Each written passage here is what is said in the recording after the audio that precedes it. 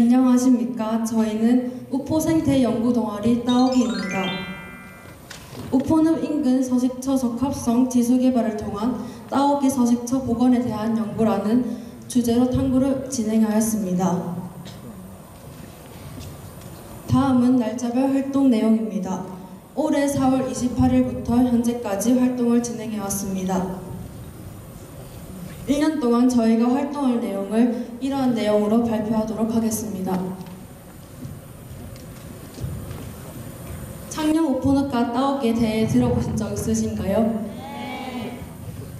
우포늪은 많은 생물종에게 서식지와 먹이 환경을 제공하는 우리나라 최대 자연습지입니다.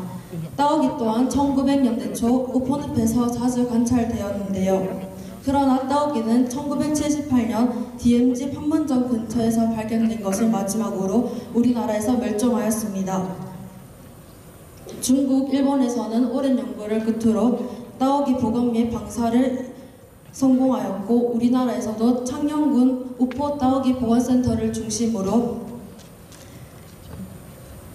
복원 사업이 이루어지고 있으며 현재 따오기 방사를 앞두고 있습니다. 따오기 방사를 위해 가장 중요한 것은 적합한 서식처를 찾는 것입니다. 국내 따오기 야생 방사 계획 장소는 창녕 우포늪으로 지정되어 있습니다. 따라서 저희는 이번 연구에서 중국의 산시, 일본의 구시로, 한국의 철원, 따오기 서식지 적합성을 수치화한 연구에서 나타난 따오기 서식의 이상적 조건과 따오기 습성을 바탕으로 우포의 서식 환경 적합성에 대해 연구하였습니다. 따오기는 생물학적으로 사다세목 저어색가로 분류됩니다. 번식기는 3월 중순에서 7월 상순으로 한 번에 2개에서 3개의 알을 낳습니다. 먹이를 찾을 때에는 아래로 굽은 부리를 진흙에 묻고 머리를 좌우로 휘저으며 물가에서 미꾸라지, 밀잠자리 유충, 고추잠자리 유충 등을 먹습니다. 따오기는 민감한 조류에 속하여 흔히 겁에 질리고 놀라기 때문에 여기저기 부딪혀 상처를 입거나 사망하기도 합니다. 1930년대 이후 비교적 행동이 느린 따오기는 쉽게 사냥꾼의 표적이 되었습니다.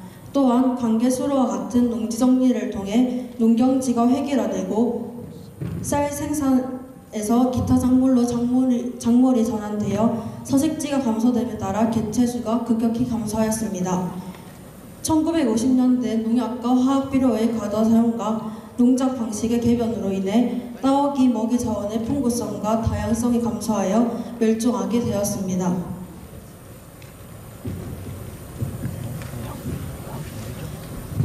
본 연구에서는 따오기 서식지 평가를 위한 평가 기준을 설정하였으며 기존 문헌 조사와 전문가 면담을 통해 수심, 나무 면적, 논둑 면적, 마을과의 거리, 생물종 총 5가지를 평가 기준으로 설정하였습니다. 따오기는 외부의 공격 등 위급한 상황을 제외하고는 날지 않아 주로 얕은 물가에서 서식합니다. 다리 길이의 평균은 약 27cm이므로 물에 빠지지 않도록 수심은 최대 30cm를 넘지 않아야 합니다.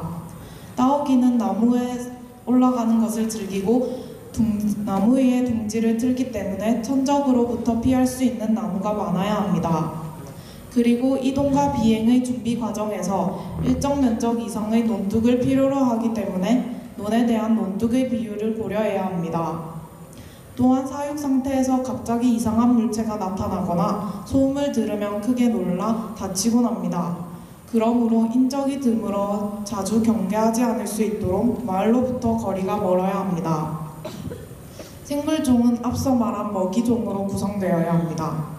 국제적 평가 기준의 수치는 연구 활동 후 조사 결과를 바탕으로 선정하였습니다. 우선 서식지 적합성 평가 기준을 설정하기 위해 창녕군 우포 따오기 복원센터를 연구지역으로 선정하였으며 이후 전문가 면담을 통해 토평점 부근을 조사지역으로 선정하였습니다. 초기 연구 선정 지역은 대지고, 무산교, 창상교, 쪽지벌 부근, 상리압 토평전으로 총 5곳이었으나 생물 조사의 어려움으로 인한 조사 불가와 소음 과다 및 인접한 마을과의 거리로 인한 피해가 예상되어 5곳 중 4곳을 제외한 쪽지벌 부근을 조사지역으로 선정하였습니다. 서식지 적합성을 객관적으로 수치화하기 위해 보건센터 조사를 실시하였으며 이를 바탕으로 토평천에서 서식지 조사를 실시한 후 서식지 적합성 지수를 매겼습니다. 본 연구에서는 보건센터의 논을 기준으로 평가 기준을 설정하였으며 앞서 설정한 5가지의 평가 기준을 바탕으로 각 지역을 조사했습니다. 보건센터의 서식지 적합성 지수를 1로 보며 그에 대한 토평천 지역의 각 기준별로 서식지 적합성 지수를 매긴 후 평균을 산출했습니다. HSI 지수가 0.7 이상이면 따오기 서식지로 적합하다는 평가를 내리기로 하였습니다. 보건센터 논 전체 면적은 9,014.6제곱미터로 논면적은 3,706제곱미터입니다. 전체 준 논두기 비율은 약 41.1%입니다. 서식지 적합성 지수는 41.1%를 기준으로 하여 다음과 같이 설정하였습니다. 다음은 조사 지역에 가장 인접한 나무 총 36그루를 조사한 결과를 표로 정리한 것입니다. 나무가 차지하는 면적은 29.64제곱미터로 전체 면적 중 나무 면적의 비율은 0.33%입니다. 이를 기준으로 다음과 같이 설정하였습니다. 각 논의 면적에 필요한 횟수로 수심을 측정하였습니다. 평균 수심은 17.5cm입니다. 이를 기준으로 다음과 같이 설정하였습니다. 보건센터에서 가장 가까운 마을은 다부터 마을로 그 거리는 약 430m였습니다. 이를 기준으로 다음과 같이 설정하였습니다.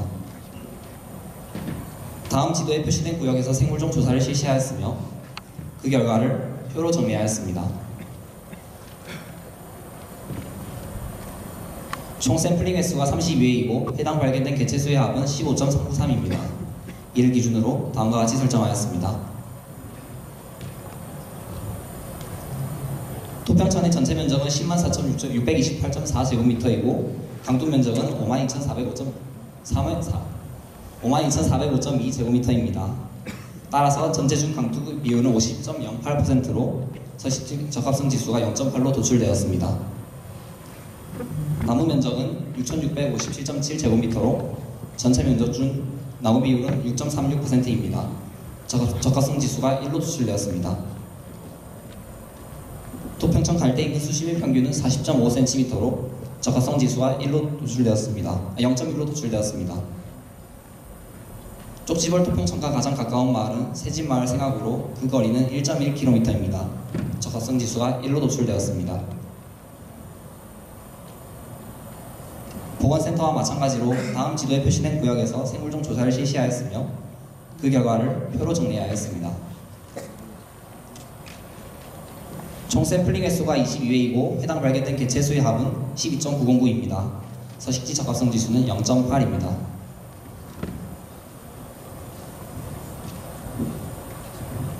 보건센터의 서식지 적합성 지수를 각 기준마다 모두 1로 두고 토평천 조사 결과를 비교한 결과 논둑 비율 0.8, 나무 면적 비율 1, 수심 0.1, 마을과의 거리 1, 생물종 조사 0.8로 평균 HSI 지수가 0.74로 도출되었습니다.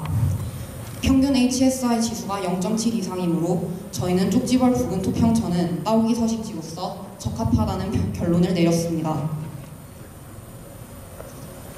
따오기 복원의 의의는 첫째, 국제적, 지역적 생물 다양성 증진입니다. 따오기는 국제적인 멸종위기 종이며 습지와 논을 대표하는 지표종으로 따오기가 살아갈 수 있는 환경은 건강한 생태계로 생물 다양성이 높다고 할 수 있습니다. 둘째, 안전한 농산물을 보증합니다. 친환경 농법의 확산으로 따오기가 안전하게 살아갈 수 있는 환경을 조성하고 그 속에서 생산된 농산물은 안정성을 보장받을 수 있습니다. 셋째, 환경 보전에 대한 인식을 증진시킵니다. 한반도에서 흔하게 서식하던 따오기 멸종의 원인 제공자는 사람으로 다시 따오기를 복원시키는 것은 우리가 반드시 해야만 하는 일입니다. 또한 따오기 복원을 통해서 자연환경의 중요성을 일깨우는 계기가 됩니다.